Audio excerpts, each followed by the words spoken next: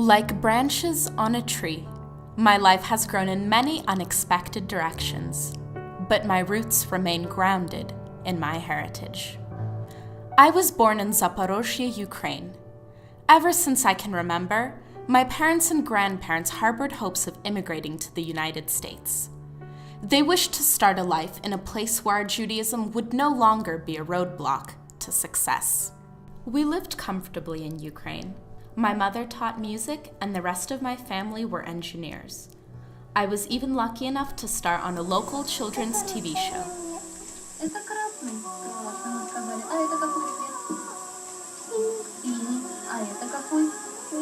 Pressure to hide our religious identity weighed heavily on us. When I was 4 years old, we were granted entrance into the United States as religious refugees.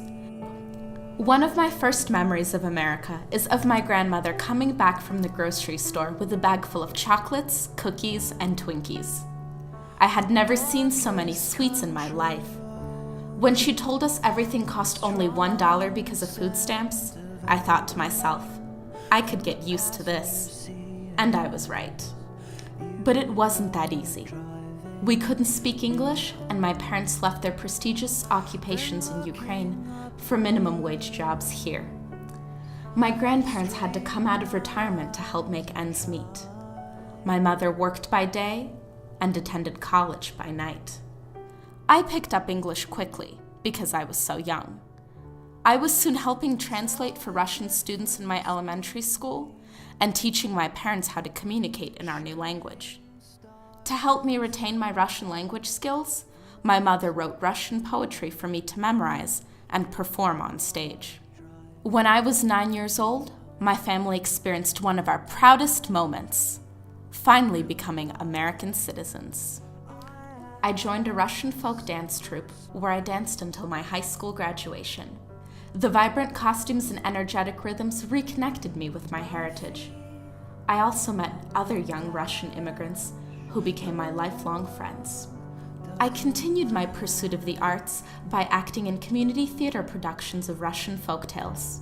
It was here that the storybooks of my childhood came to life. These folktales fostered in me a strong reverence for Russian values, such as a focus on community and family, and the importance of kindness. Through my involvement in the Russian community, I even had the honor of being crowned Miss Russian Denver 2007. I spent 4 rewarding summers working and volunteering at a senior center for Russian immigrants. These seniors told me stories of their childhoods in the former Soviet Union, the religious persecution they faced, and even their memories of World War II. Some were soldiers, others survived years in concentration camps. Learning from them made me truly comprehend the resilience of my people. My friends always ask me, "Are you Russian or American?" I don't know how to answer that. I've lived over 4/5 of my life in the United States, but I still feel strong ties to my Russian heritage. Sometimes the two cultures don't mesh so smoothly. My Jewish American friends were puzzled when they saw a Christmas tree at my house. But it is a Russian tradition to celebrate New Year's, a secular holiday, by decorating a New Year's tree. The tree stood for many winters, right next to our Hanukkah menorah.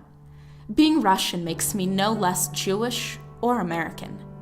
I have simply found the best of both worlds. I have assimilated into American life without losing sight of my roots.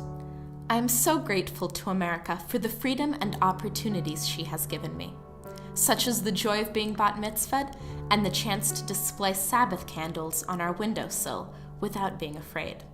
I have learned to never take these seemingly simple freedoms for granted. Now I have gone off to college, and the tree of my life sprouts branches in many different directions. But it is my heritage that keeps the tree's roots grounded.